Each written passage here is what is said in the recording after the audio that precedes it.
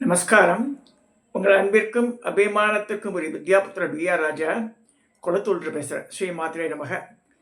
இதனுடைய 1335வது வீடியோ. இந்த வீடியோவில் என்ன பார்க்க போகிறோன்னா, பகவன் நாம போதேந்திர சுவாமிகள் கோவிந்தபுரத்தில் அதிஷ்டானம் இருக்கு அவருக்கு. அவரை பற்றி தான் பார்க்க போகிறோம் நம்ம அன்றைக்கி. பெரிய மகான். நம்ம சமீப காலத்தில் வாழ்ந்த பார்த்தா, சமீபம் த சென்ஸு ரொம்ப ஆயிரக்கணக்கான வருஷங்கள்லாம் கிடையாது. ஓரளவுக்கு பாருங்கள், பரமாச்சாரியார் ரொம்ப ஸ்லாக்கிச்சு சொல்லியிருக்கார் இவரை பற்றி.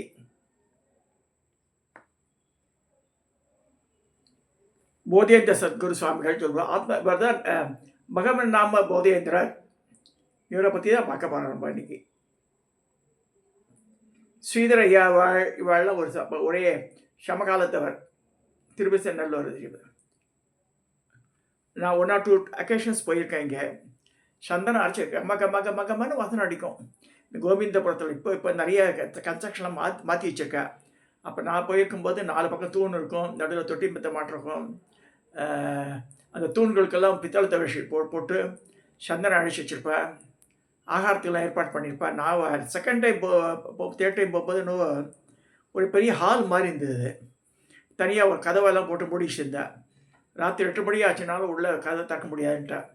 ஹால்லேயே இருந்தாங்க. அங்கே நமஸ்காரம் பண்ணிட்டு வந்துட்டோம். இந்த மாதிரி ஆச்சு. ஏன்னா திருவிடைமுத்தூர் போயிட்டு அங்கே போனேன். இப்போ இந்த பகவன்னாம போதேந்திரர் எத்தனாவது சங்கராச்சாரியார்னா 59வது பீடாதிபதி. காஞ்சி மடத்தின் 59வது பீடாதிபதி. இவருடைய வாழ்க்கையில் இருந்த முக்கியமான சுவாரஸ்யமான நிகழ்ச்சிகள்லாம் இன்றைக்கி பார்க்க போகிறோம். நான் முன்னாடி வாட்ஸ்அப்பில் பேசியிருக்கேன். ஒரு வீடியோவில் கூட பேசின மாதிரி ஞாபகம் எனக்கு. ஐம் நாட் ஷியூரை போட்டுட்டு ஒரு தடவை பேசின மாதிரி ஞாபகம் எனக்கு. ஸோ இன்றைக்கி பேச சொல்லி உத்தரவு வந்தனால அதை பற்றி பேசுகிறேன். காஞ்சி மடத்தில் திருப்பி உத்தரவு என்னவோ ஒரு மேற்கு அபர்ஷனில் காஞ்சி மடத்தில் இல்லை கும்பகோணம் படம் தான். கும்பகோணத்தோட ஏதோ உணர்றான் ஒரு ஆள். அதாவது பேசிக் திங் தெரிஞ்சுக்கணும். மகான்கள்லாம் அவதரித்த மடம் அது. பேர்பட்ட மகான் அந்த பகவன் நாம போதேந்திரர். ஏன்னா பகவான் இந்த பஜனை சம்பிரதாயத்துக்கே வித்துட்டு வரதுன்னு சொல்லலாம்.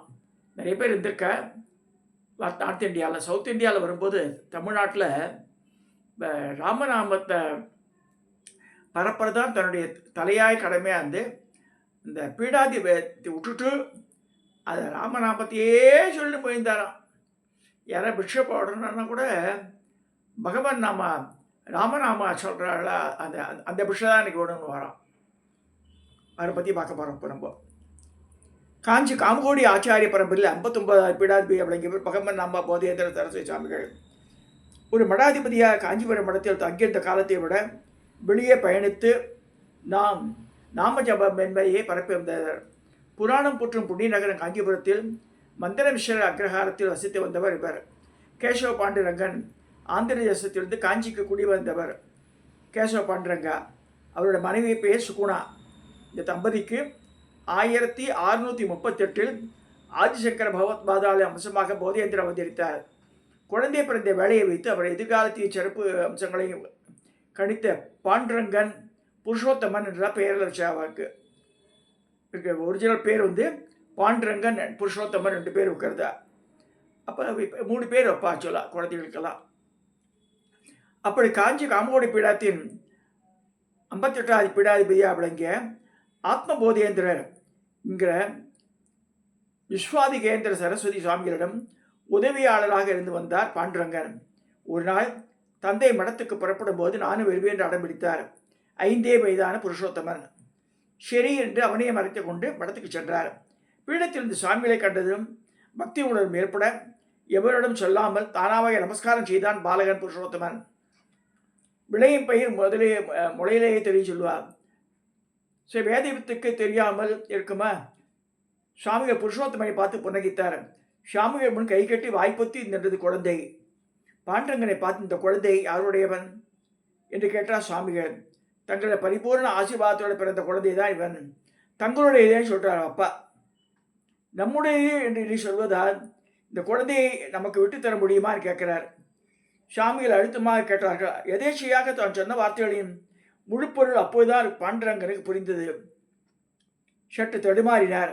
வாய் தவறி வார்த்தைகள் உய்த்து விட்டோமோ என்று ஐயப்பட்டார். இருந்தாலும் அந்த வார்த்தைகள் வெளிப்பட்டதும் இறைவன் சங்கல்பமே என்று நினைத்தார். சாமிகளை பணிந்து தங்கள் விருப்பமே எங்கள் விருப்பம் சொல்கிறார். இதை கேட்டு சந்தோஷப்பட்ட சுவாமிகள், நல்லது, இன்றைய தினத்திலிருந்து மடத்தின் குழந்தையாகவே புருஷோத்தமன் பாவிக்கப்படுவான், தைரியமாக செல்லுங்கள் என்று சொல்லிவிட்டார். கணவரின் இந்த செயலை கேட்ட மனைவி சுகுணா கலங்கவில்லை. பகவானின் விருப்பம் மதுவென்றால் நாம் என்ன செய்ய முடியும்னு விட்டுட்டாவோ. மடத்தில் வளர்ந்தாலும் தினத்தறி பெற்றோரை சந்தித்து நமஸ்கரித்து ஆசி பெறும் உயரிய வழக்கத்தை கொண்டிருந்தான் புருஷோத்தமன். 5 வயதில் அக்ஷராபியாசம், 7 வயதில் உபநயனம், 16 வயதுக்குள் வேதம் வேதாந்தம் போன்ற திறம்பட கற்றான். சகலத்திலும் உயர்ந்தது நாராயணன் நாமமே என்று தெளிந்த புருஷோத்தமன் தினமும் 1,08,000 ராமநாமத்தை ஜபித்தார். ஆச்சாரியா சந்நிதி முன் சங்கல்பம் செய்து கொண்டார். அதன் பின் கடைசி வரை இதை தவறாமல் கடைபிடித்து வந்தார். அடுத்தடுத்து ஒரே காலகட்டத்தில் புருஷோத்தமன் பெற்றார் ஒவ்வொருவராக இறைவனடி சேர்ந்தனர். நாளாக புருஷோத்தமன் தேஜஸும் பவியமும் கூடிக்கொண்டே வந்தன. ஆச்சாரிய பீடத்தில் அமர்வதற்கு உண்டான அத்தனை தொகுதிகளும் புருஷோத்தமருக்கு இருப்பதாக பெருமைப்பட்டு கொண்டார் விஸ்வாதிகேந்திரர். புருஷோத்தமன் வேத பாடங்கள் கற்பதற்கு குருநாதர் ஏற்பாடு செய்தார். ஞானசேகரன் நண்பனும் புருஷோத்தமனும் பிரம்ம வித்தியை நீங்களாக மற்ற அனைத்தையும் 18 வயதுக்குள் கற்றனர். பிரம்ம வித்தியை மற்றும் ஸ்ரீ குருநாதரிடம் பாடங்கள் செய்ய வேண்டும் என்று காத்திருந்தனர். குருநாதரும் அவர்களுக்கு உபதேசிக்க அலுவலாக சொல்லியிருந்தார். ஒரு தினம் வித்யாதிகேந்திர சரஸ்வதி சுவாமிகள் பக்தி மார்க்கத்தை பரப்பும் பொருட்டு காசி யாத்திரை புறப்பட்டார். அப்போ புருஷோத்தமன் உடலும் வருவதாக சொன்னார். காசியில் சில காலம் தங்க உத்தேசித்துள்ளேன், எனவே இப்போது என்னோட வர வேண்டாம், சிறிது காலத்துக்கு பிறகு புறப்பட்டு வா என்றார் சுவாமிகள். புருஷோத்தமனும் சுவாமிகளை பிரிய மனமில்லாமல் ஒப்புக்கொண்டார். சுவாமிகள் காசியை அடைந்தார். அப்பொழுது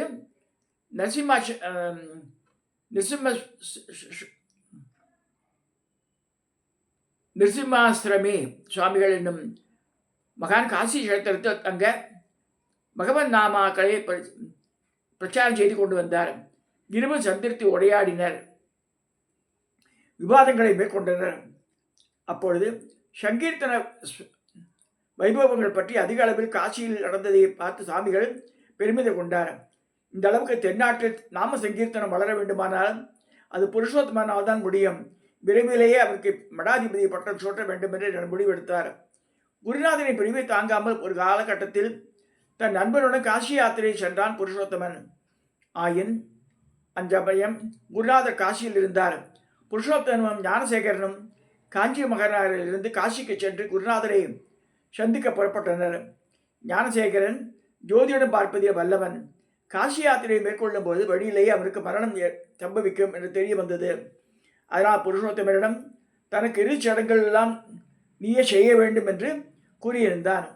இருவரும் இறை பிரியாத நண்பர்கள் என்பதால் இருவரும் யார் இறந்தாலும் மற்றொருவர் அவருக்கு கங்கையில் இறுதிச் சடங்குகள் செய்து பின் தானும் கங்கையை உயிரை மாற்றிக் கொள்ள வேண்டும் என்று தீர்மானம் செய்தனர். பாதி வழியிலேயே ஞானசேகரன் நோய்வாய்ப்பட்டு இறந்தான்.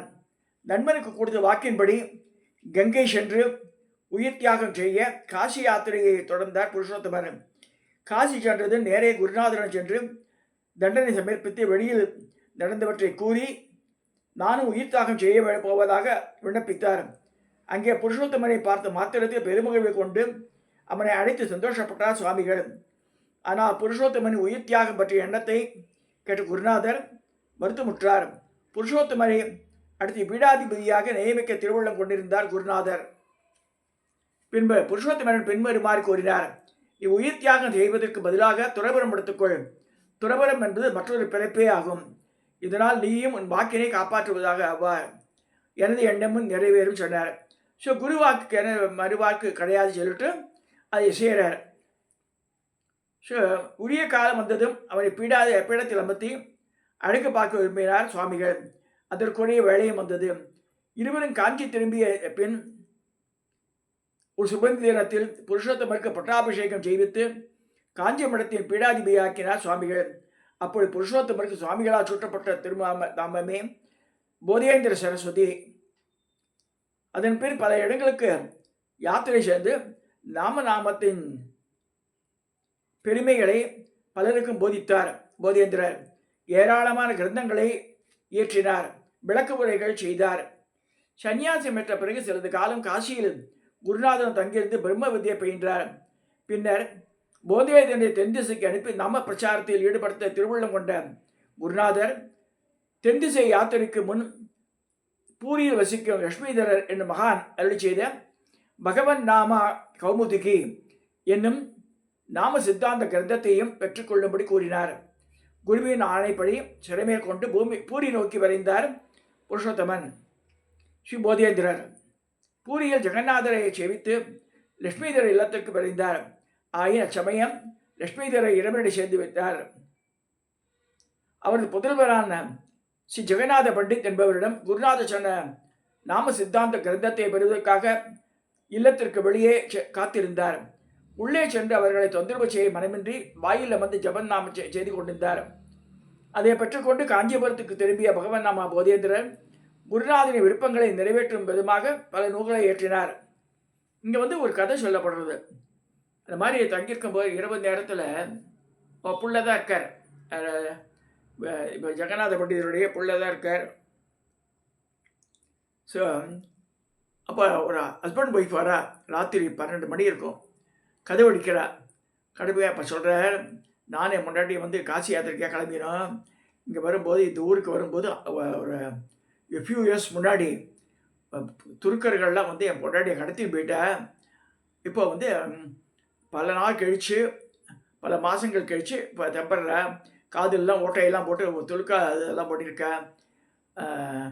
இப்போ நம்மளை ஏற்றுக்கிறதா வேணாமா அப்படின்னு சொல்லணும் இங்கே அப்படின்னு சொல்லும்போது அப்போ அவர் சொல்கிறார், ராமநாமத்தை சொன்னாலே போயிடுவோம், எல்லா பாவம் தொலைஞ்சிடும். நாளைக்கு காத்தாலும் ஒன்று செய்யும், ஜெகநாத கஷேத்திரத்தில் இருக்கிற குளத்தில் குளிச்சுட்டு அவளோட மங்கள ஸ்நானம் பண்ணு, அப்போ அவளுடைய இதெல்லாம் மாறிடும் அப்படின்ற. அப்போ 3 தடவை சொல்லுன்ற. அப்போ அம்மா கேட்டுட்டே வரா, 3 தடவை வைக்க சொல்ல, ராமான்ற ஒரு தடவை சொன்னாலே போதுன்றா. ஸோ இந்த பண்டிதருடைய அம்மா. இது நடந்த அதை பற்றி குறிப்பு இல்லை அதில், நான் படித்த நூலில் இருக்குது. ஸோ அந்த மாதிரி ஆகி நெக்ஸ்ட் டே எல்லாரும் ஆயிரக்கணக்கான ஜனங்களை பார்த்துட்டு இருக்கா. ஹஸ்பண்ட் ஒய்ஃப் 2 பேரும் அந்த குளத்தில் நீராடி வெளியில் வரும்போது பழைய மங்கள சின்னங்களோட மஞ்சள் பூசி முகத்தோட குங்கும பொட்டோட பூவோட இதுவோட அந்த அம்மா இந்து தர்மப்படி அவன் மரமையாக அப்படியே எழுந்து வரா தண்ணியிலேருந்து. இதை பார்த்து ராமநாமத்துக்கு உண்டான மகிமையை புரிஞ்சுக்கிறாரு சொல்லப்படுறது. ஸோ ஸ்ரீ பகவன் நாமா போதேந்திரரும் குருவாக்கின்படியே கிராமங்களுக்கு சென்று பகவன் நாமா மகிமை பற்றியும் அதுவே தலை திறந்து யோக சாதனம் என்பதையும் மக்களிடம் புரிய வைத்தார். அந்த சமயம் திருபிசைநல்லூர் ஸ்ரீதர ஐயாவாளை சந்தித்தார். ஐயாவாள் ஸ்ரீதர போதேந்திரை விட வயதில் பெரியவராக இருந்தார். இருவரும் சேர்ந்து பகவன் நாமா பிரச்சாரம் செய்ய தொடங்கினர். ஒருமுறை பெரம்பூர் என்ற இடத்திற்கு, இது மன்னார்குடி பக்கத்தில் இருக்கு, ஸ்ரீ பகவன் நாமா போதேந்திரர் தர்ம பிரச்சாரத்துக்கு வந்திருந்தார். அப்பொழுது ஒரு அடிவரின் இல்லத்தில் பிக்ஷை எடுத்துக்கொள்ள சென்றிருந்தார். இப்போ அதை பார்க்க போகிறோம், அந்த இன்சிடென்ட்டு.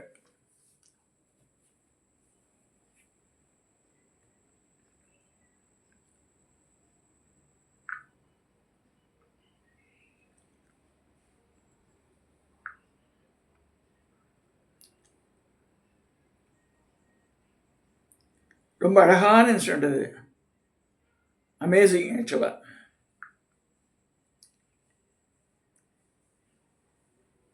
ஸோ ராமநாம பாராயணத்தின் பலனை சாதாரண மக்களும் அடைந்து உய வேண்டும் என்ற காலத்தில் கலியுகத்தில் மோட்ச சாதனம் என்று மக்களுக்கு அறிய வேண்டும் என்பதற்காக பீடத்தையை திறந்தவர் இவர். இப்போ தஞ்சாவூர் அருகே பல கிராமங்களை நாம கிராமங்களாகவும் மாற்றியிருந்தார். ஒரு சமயம் மன்னார்குடியின் அருகே உள்ள பெரம்பூர் என்ற கிராமத்தில் சஞ்சாரம் செய்து கொண்டிருந்தார் போதேந்திரர். அப்பொழுது ஒரு கிரகஸ்தர் இவர் தேஜஸையும் கம்பீரத்தையும் கண்டு இவர் உண்மையான மகாத்மா என்று உணர்ந்து வணங்கி நின்றார். நிமிர்ந்து பார்த்தார் சுவாமிகள் நம் கிரகத்தில் பிக்ஷை எடுக்க வேண்டும் என்று கேட்டார். பிக்ஷைக்கா? நான் அன்ன பிக்ஷையெல்லாம் எடுத்துக்கொள்வதில்லப்பா, நேமம் எல்லாம் வச்சுருக்கேனே அப்படின்ற. நான் என்ன பண்ணணும் சொல்லுங்கோ, கட்டாயம் வந்து ஆற்றுலேருந்து பிக்ஷை எடுத்துக்கணுன்றார். நான் ராமநாம பிக்ஷைக்கு தான் வருவேன்றார். புரியவில்லை சாமி, ராமநாம ஜபம் பண்ணுறவா கிரகத்தில் தான் நான் பிக்ஷை எடுப்பேன்றார். அவ்வளோதானே, வேஷ ஜபம் பண்ணுறேன், சாமியை உபதேசம் பண்ணுங்கன்னு சொல்லி அவருக்கு ராமநாமத்தை உபதேசம் பண்ணுறார் இவர். மிகுந்த மகிழ்ச்சியோடு அந்த கிரகஸ்தரின் ராமநாம உபதேசம் செய்துவிட்டு நாளை பிக்ஷைக்கு வருகிறேன் என்று வாக்கு கொடுத்தார் சுவாமிகள். மறுநாள் ஒரு பெரிய சன்னியாசி பிக்ஷைக்கு வருகிறார் என்று ஊரே அமளி சொல்லிப்பட்டது. அந்த கிரகஸ்தரி வீடு அவ்வளோ கோலாகலமாக இருந்தது. சாமிகள் வந்ததும் பூர்ணகும்பம் கொடுத்து பூஜைகள் செய்தனர். பின்னர் பிக்ஷைக்கு இலை போடப்பட்டது. சுவாமிகள் அமர்ந்ததும் கவனித்தார். 3 வயது நிரம்பிய ஒரு சிறு குழந்தை தாயின் பின்னால் நின்று கொண்டு எட்டி எட்டி பார்த்து கொண்டிருந்தது. சுவாமிகள் அவனுக்கு ஒரு இலை போடுங்கன்னு சொல்கிறார். இங்கே பாப்பான்னு குழந்தைய கூப்பிடுறார். குழந்தை எந்த சலனமின்றி அவரை பார்த்து கொண்டிருந்தது. ஒன்று வர வேண்டும் இல்லைன்னா வரமாட்டேன்னு சொல்லணும், தலையாவது அசைக்கணும், அதுவும் பண்ணலை. முடிச்சு பார்த்துட்டு இருக்குது. இங்கே பாப்பான்னு அழைத்தார் போதேந்திரர். அந்த கிரகஸ்தர் வணங்கிவிட்டு, சுவாமி அவனுக்கு காதும் கேட்காது, வாயும் பேச வராது, அவனுக்கு எதுவும் புரியாது என்றார். சுவாமிகள் கண்களிலிருந்து கண்ணீர் பெறுகிறது. சுவாமி, நீங்கள் நம் கிரகத்துக்கு பிக்ஷை வந்துவிட்டு அழத் தொடங்கக்கூடாது. எங்கள் வினை நாங்கள் அனுபவிக்கிறோம். சன்னியாசி கண்ணீர் பூமியில் விழுந்தால் பூமிக்கே ஆகாது. தயவுசெய்து பிக்ஷை சுவீகரிக்கணும்னு சொல்கிறார். அன்று காலை தான் ஒருவன் நாமத்தை சொன்னாலும் கேட்டாலும் ஒரே பலன். எனவே நாமம் வாயில் வராவிட்டாலும் கூட யாராவது சொல்வதை கேட்டாலும் அந்த ஜீவனுக்கு நக்கை உண்டாகும் சொல்லிட்டு இவர் லெக்சர் கொடுத்துருக்காரு. இது இப்படி இருக்கேன்னு சொல்லி கஷ்டப்படுறார் அவர். காதும் கேட்காது வாயும் பேசாது என்றால் நம்ம சித்தாந்தத்திலிருந்து இவனை போன்றவர்கள் ஜீவன் தப்பி விடுவார்களே, இவருக்கு நற்கதி கட்டாமல் போயிடுமேன்னு வருத்தப்படுறார் சுவாமி. அந்த கிரகஸ்தர் மிகவும் கேட்டுக்கொண்டதால் ஏதோ பேருக்கு அன்னத்தை திரட்டி அவருக்குள்ள நேயப்படி 7 கவளத்தை எடுத்துக்கொண்டு கிளம்பி விட்டார். சாமிகளை வழி அனுப்புவதற்காக அவரோடு வந்த வீட்டில் இருந்தவர் அனைவரும் திருமுனை வரை சென்று அவரை வழி அனுப்பி போயிருக்கார். வீட்டில் அந்த குழந்தை தனியாக ஏற்பட்டது. மத்தியானம் 12 மணி ஆகுது. காத்தாலையும் பட்டினி, இந்த குழந்தை பசிக்கிறது, அதை பார்க்கறது. அவனுக்கு எதுவும் உணவு கொடுக்கல. சுவாமிகள் பிக்ஷை செய்த இலையில் பரிமாறி அத்தனையும் அப்படியே இருந்தன. அவர் ஏதோ சிறிது சாப்பிட்டுதான் பெயர் பண்ணிவிட்டு போய்விட்டார். பசினால் அந்த குழந்தை இலையில் இந்த பதார்த்தங்களை எடுத்து உண்ண ஆரம்பித்தான். சுவாமிகளை வழி அனுப்பிவிட்டு இருந்திருந்து சுவாமிகள் நம் வீட்டுக்கு வந்துவிட்டு இப்படி வருத்தப்படுவது ஆயிற்று என்று வருந்தின்னு வர எல்லாம் வாசலுக்கு வந்து பார்த்தா என்ன ஆயிருக்குன்னா, அவர்களுக்கு தாங்கள் பார்ப்பது கனவா நரமான்னு தெரியல. அவர் கண்டது அற்புத காட்சி. வீட்டின் கூடத்தில் அந்த குழந்தை 2 கைகளையும் உயரை தூக்கி கொண்டு நர்த்தனம் செய்து கொண்டு மதுரமான குரலில் ராமநாமத்தை இசைத்துக் கொண்டிருந்தான். உண்மையான மகான் உண்டு அமுது. அவர் ஸ்பர்சம், ஸ்மரணம், வாக்கு, பார்வை அனைத்து மிகவும் பவித்திரமானவை. ஒருவருக்கு ஞானத்தை வழங்கவும் கர்ம வினைகளை அழித்து அகற்றவும் ஞானிகளுக்கு மகான்களுக்கும் தான் சாத்தியம். தெய்வத்தால் கூட நம் கர்ம மூட்டையை அழிக்க முடியாது. இந்த ராம சொல்லிட்டு அந்த பையன் சிப்ளா கட்டை வச்சு ஆடுறது. அவள் அப்பா அம்மாவுக்கு எப்படி இருக்கும் பாருங்க.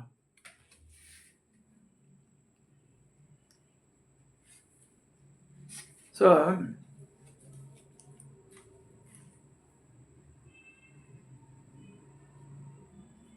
இந்த குழந்தை வந்து சுவாமிகளை தொடர்ந்து சென்றான். சாமிகளை பிரிய முடியாமல் அவருடைய அவருக்கு கைங்கரியம் செய்து வந்ததால் சங்கல்பம் செய்து கொண்டு அன்றுடன் அவரோடவே இருக்க திருவுள்ளம் கொண்டான். ஸ்ரீ சுவாமிகள் அவனுக்கு தனது ஸ்ரீ பாதுகைகளை அளித்து ஆசீர்வதித்து சென்றார். ஆற்காடு நவாபிற்கும் அங்குள்ள சில மக்களுக்கும் பிளேக் எனும் கொடிய நோய் பரவியிருந்தது. அந்த காலத்தில் அந்த நோய்க்கு மருத்துவமே இல்லை. உடனே சில அடியார்கள் இதை சுவாமிகளிடம் தெரிவிக்க சுவாமிகள் அவர்களை அகண்ட நாம பஜன் பண்ண சொல்கிறார். நாம பஜனை செய்யும்போது நோயால் பிடிக்கப்பட்டவர்கள் அனைவரும் நலம் பெறுவதை உணர்ந்தனர். அன்றிலிருந்து ஆற்காடு நவாபும் சுவாமிகளை தொடரானார். பஜனை சம்பிரதாயத்தை உருக்கிய காஞ்சி மகாமகோடி பீடத்தின் 59வது பீடாதிபதிகள் ஸ்ரீ பகவன் நாம போதேந்திர சுவாமிகள்.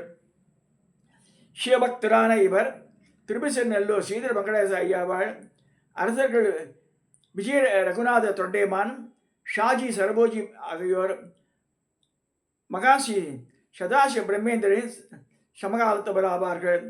ஸ்ரீ சதாசிவ பிரம்மேந்திர மானசஞ்சரே சர்வம் பிரம்மமயம் விபரே ராமரசம் பிரகி முகுந்தேகி போன்ற புகழ்பெற்ற கீர்த்தனைகளையும் பிரம்மசூத்திர விருத்தி பிரம்ம தத்துவ பிரகாசிக்காரர் இதெல்லாம் எழுதியிருக்கார். நாம பிரச்சாரம் செய்ய வேண்டுமே. திருக்கோக்கரணம் வந்தார் சுவாமிகள். அங்கு ஒரு தாசி சுவாமியிடம் வந்து தனக்கு ராமநாம உபதேசம் கூடினார். தயக்கம் சிறிதுமின்றி ஸ்ரீ ராமநாம உபதேசம் செய்தார் அவர். இதனை கண்ட ஊர் மக்கள் சுவாமிகளை பற்றி அவதூறாக பேசினர். எதையும் பொருட்படுத்தாமல் சில காலம் அங்கு தங்கியிருந்து பின்பு அங்கிருந்து சென்றார். அந்த அம்மையாரும் உபதேசம் பெற்றனால இடையராது நாம செய்து வந்தார். பிறகு சில காலம் கழித்து மீண்டும் சுவாமிகளை அவருக்கு வந்தார். சுவாமிகளை காண ஓடோடி வந்த அம்மையார் சுவாமிகளுக்கு தண்டனிட்டார். அந்த கணமே யோகிகளை போன்ற சகல கபால மோட்சம் அடைந்தார் அந்த பெண்மணி. இதை கண்டு ஊர் மக்கள் தங்கள் தவறினை உணர்ந்து சுவாமிகளை சரண் புகுந்தனர். கோவிந்தபுரத்தில் போதியேந்திர சரஸ்வதி சுவாமிகள் இருந்த இடத்திற்கு அருகில்தான் காவிரி நதி கோடை இல்லாத காலங்களிலும் கொப்பளித்துக் கொண்டும் சுழித்து கொண்டும் ஓடும். அந்த நதியின் அழகை ரசிப்பதற்கும் அங்கே கூடும் சிறுவர்களுடன் விளையாடுவதற்கும் காவிரி கரைக்கு அடிக்கடி செல்வார் சுவாமிகள். ஒரு சமயம் மணல் பகுதியில் இருந்த குழி ஒன்றிற்குள் இறங்கி கொண்டு மணலை போட்டு மூடுன்னு சொல்கிறார். அது மாதிரி பண்ணிட்டு இருக்கும்போது கடைசியில் வந்து அப்படியே மூடிடுற காணாமல் போயிடுறார் அவர். சுவாமிகளின் உருவம் மறைந்து விட்டது. மறுநாள் காலை தங்கள் அன்றாட அவர்களை குறிப்பிட்டு சுவாமிகளை தேடினர் ஊர் மக்கள். அவருடைய சிஷ்யர்கள் ஆசி பெற வேண்டி ஊர் மக்கள் சுவாமிகளை தேடி வந்தனர். இப்படி பலரும் சுவாமிகளை தேடி கொண்டிருக்க அப்போதான் பசங்கள்லாம் சொல்கிறா. அப்புறம் அந்த இடத்துல போய் தேடி பார்த்தா அப்போ அசிரியை கேட்கறது, பக்தர்களே, நாம் இந்த இடத்திலேயே ஞானமயமான சித்த சரீரத்தில் இருந்து கொண்டு ஜீவன் முக்தராக விளங்குவோம்.